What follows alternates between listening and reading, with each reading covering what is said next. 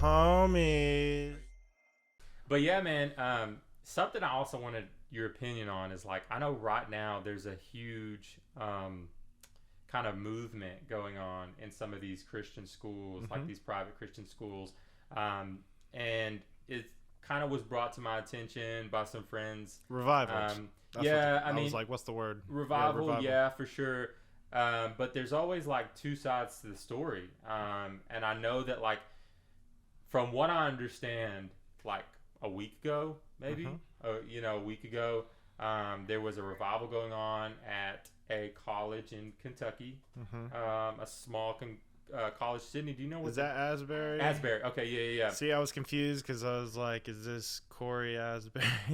When I first saw it, I don't know much about it, and I haven't read a ton, to be honest, because I get tired of watching Christians fight on social media, to be honest. Yeah, it's annoying, and I was like, y'all are making us all look bad. But Yeah. here's, if I could say one thing about it. It's like, I don't know if the initial one at Asbury was like planned out.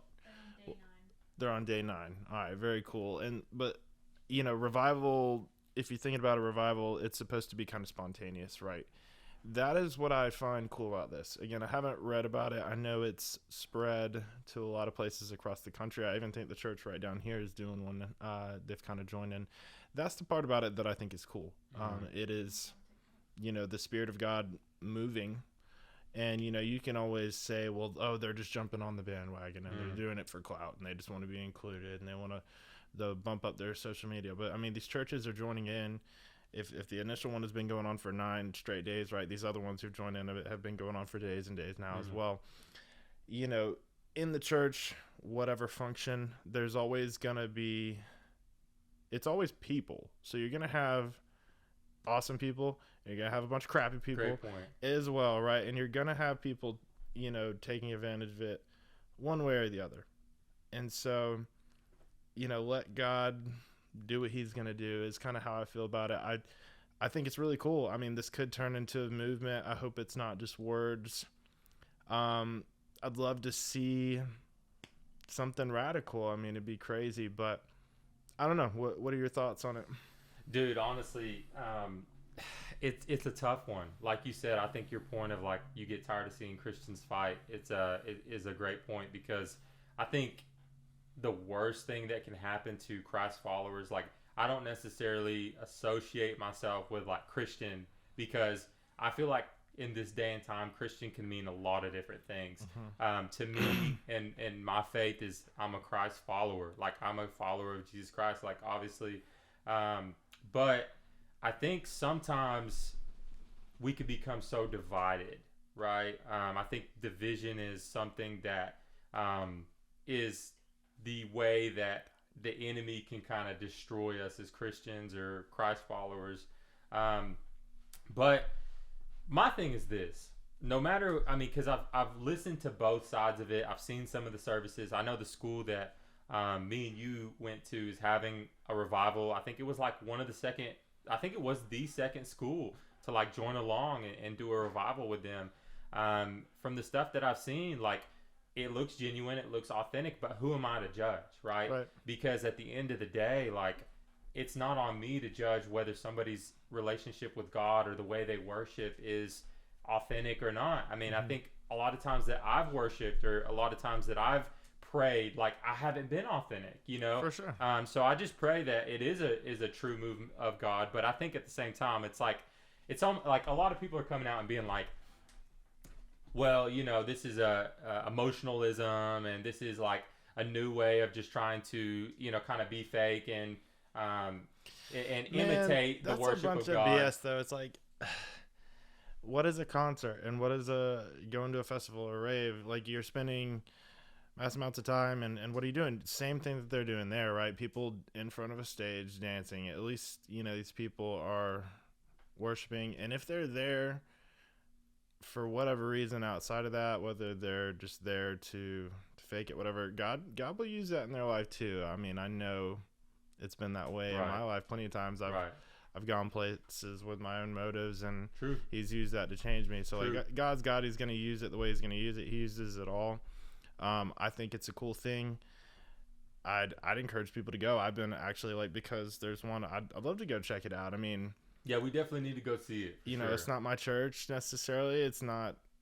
I'm not just gonna, run up and down the aisles or anything. But Well, I mean, and here, dude, I don't know if it's like as much like, running up and jumping pews as it really is. Like from what I've seen, is it's worship, right? They're worshiping God, and I think sometimes we can become so judgmental on the way things are done because it's out of our control, or it's not with our taste, or it's not what we necessarily believe in our denomination. right. That we lose the fact and the vision that like people are worshiping God, like what we were created to do, Right. around the throne of heaven 24/7. It's the angels crying, holy, holy, holy. Right. I mean, what looks more like what we are supposed to be doing than people worshiping God? So sometimes we can become so critical of the earthly things, and the things that we think are right, and we want to put that judgment on people that like, hey, whether you agree with the way it's done or how it started or where it's moving or how many people are doing it or the intent behind it, God is achieving his goal and there's people worshiping him. So Yeah. I think at the same time, man, it's one of those things that like I can't see it being necessarily a bad thing. I don't know why it would be. I think we're all just too adult and overthinking stuff. I mean, all the stuff, I do this all the time with things, and I'm sure everybody else can resonate with this to an extent. We just make up these stories like in our head. Like we'll read something and just automatically assume the motives behind it and this and that. And that's stupid. Like, be more like a kid. What would a kid do? They'd just start singing along, right? Right. And that's part of being, approaching our faith in a childlike sense. Something that I will say that I think is really cool. I know it's something that I've missed ever since COVID. A lot of us got really comfortable with online church. I know I have. We haven't really gotten back into like having a church home community, which is something that's really important because we love. It's so easy just to spend church, on Sunday mornings by ourselves and just in our PJs and watch a service that we really love, right? But something that I think this is doing is pulling people back into the church. Yeah. It's pulling them back into community, Right. which is huge, and it's so necessary. And I'm excited to see, and I hope that more people go back to church and find that community again. I know that I need it, right? True. And so, True. And I think for sure, anytime that there's tall grass, there's always going to be snakes. So anytime that there is something like that, there is people who are going to come in. And I think a lot of people are saying that, like, I know there's like national news and stuff trying to reach out. And people that are in different types of church denominations that are trying to grasp some sort of control or power over it, because that's what we do naturally as humans. Like, God acts, God gives us manna, he leads us by fire and by clouds, but we try to control it because that's how we are as humans. Like, we want to come in there and we want to dictate, okay, well, we're going to do this, but we believe in this. And I think part of this movement that really offends people is that they're not questioning your beliefs at the door, right? They're not questioning, oh, well, do you believe this is right, or do you believe in this, and they're just letting people come worship God. And I think that's truly how it was intended to be. And that's my humble opinion. And that's just saying everybody's going to have their opinion, but we can't judge. But the thing that I did really like, and I want your opinion because we've had this conversation before, is from what I'm seeing a lot, and this is especially at Lee, I don't know if this is how it is at where the revival started, but they're almost not denouncing, but they're almost casting aside this whole church culture that has been created over the last couple of years of like wearing certain types of clothes and having certain types of music and having certain types of stages and lights and in a coffee shop when you walk in the lobby. That hits personal to me, and I've only shared this really with you because that was my biggest issue when I went to Lee and joining I was a huge supporter of Christ. My family, the stories. For thousands and thousands of years since the time of Christ, we've been Christians. We fought for our faith. We moved to different places. Your family comes from a place where people are killed for their faith. Right. And a lot of people that I probably went to school with didn't even know that I really was that strong of a Christ believer because I never fit in with the culture. For sure. There was a lot of groups that, you would have to look a certain way, Mm-hmm. or you walk in and everybody did look a certain way. Everybody was wearing the same type of clothes, expensive clothes, and it was flashy, and it was like this whole culture. And to me, it was such a turnoff from the church. And part of me was like, hey, is this where the church is now? Do we have to do this to attract people in this day and time? Is this a necessarily evil thing that we have to do? Or is this just flashiness? And I would always tell myself, and I've said this exactly to you in this exact quote, is like, we come to church wearing our nicest clothes, wearing our best jewelry, in a $1 million building, with $100,000 stage and $10,000 cameras and smoke machines and lights and coffee in the lobby and all these different things, and we sit there and we worship Christ when there's somebody down the road who's hungry, who's naked and doesn't have clothes, who's sick and we haven't visited. Like, we're completely missing the point. Not to say that churches in this day and time are not doing Christian-like things or Christ follower-like things, but just to say that, hey, maybe there is some room in our hearts in this like modern day church to where we can kind of see that some of the ways that we've been doing things are not necessarily the way we should be doing them. For sure. Yeah, I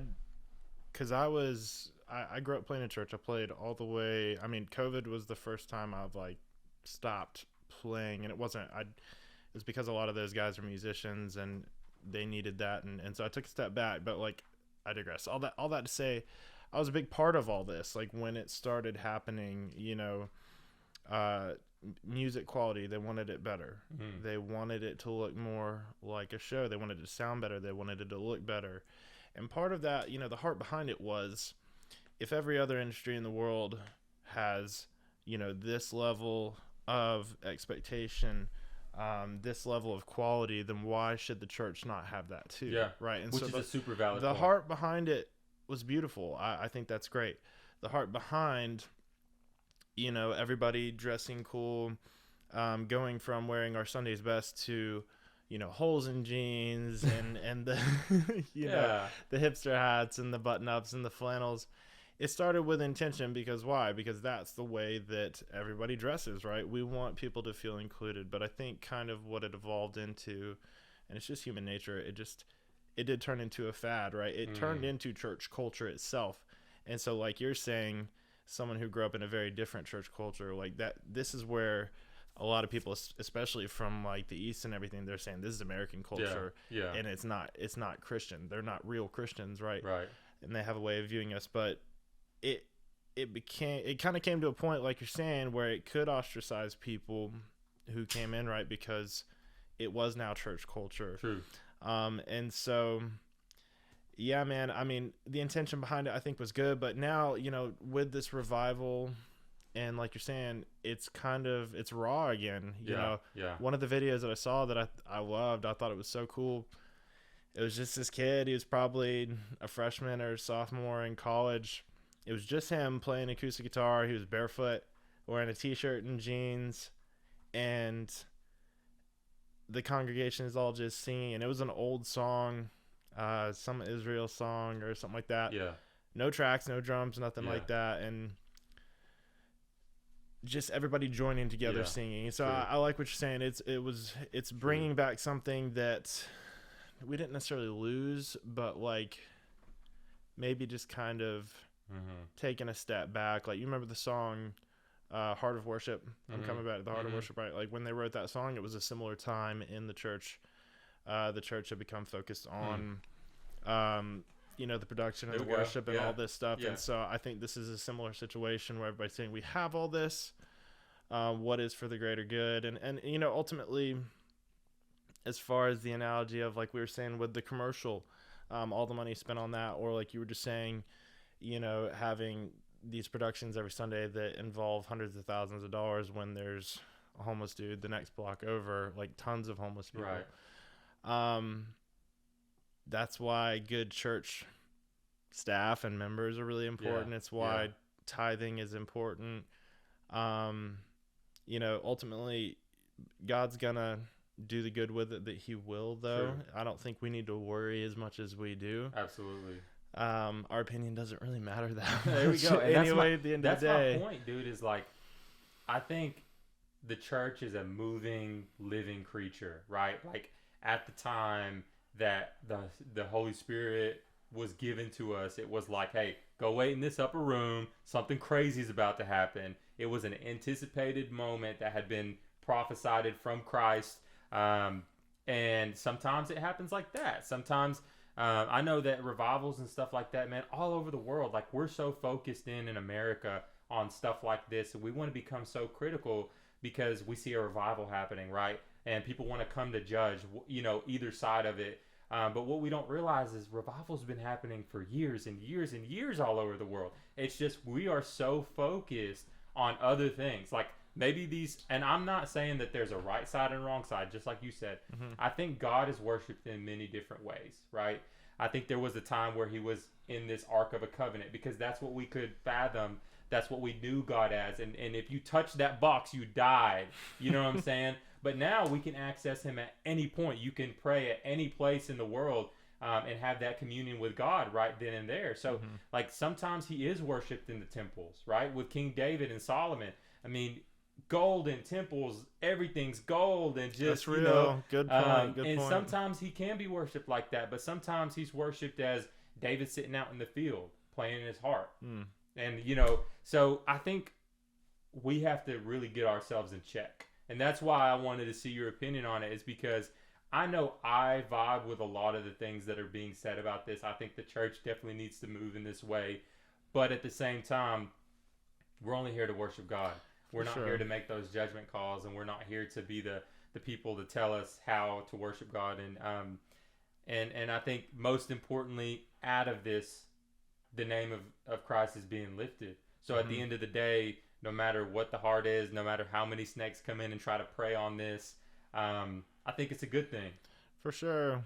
I guess my encouragement to anybody listening is like, and this is going to come out probably a week or two after, the revivals. They could still be going. Maybe not. If that was 5 you, years. if that was you at revival,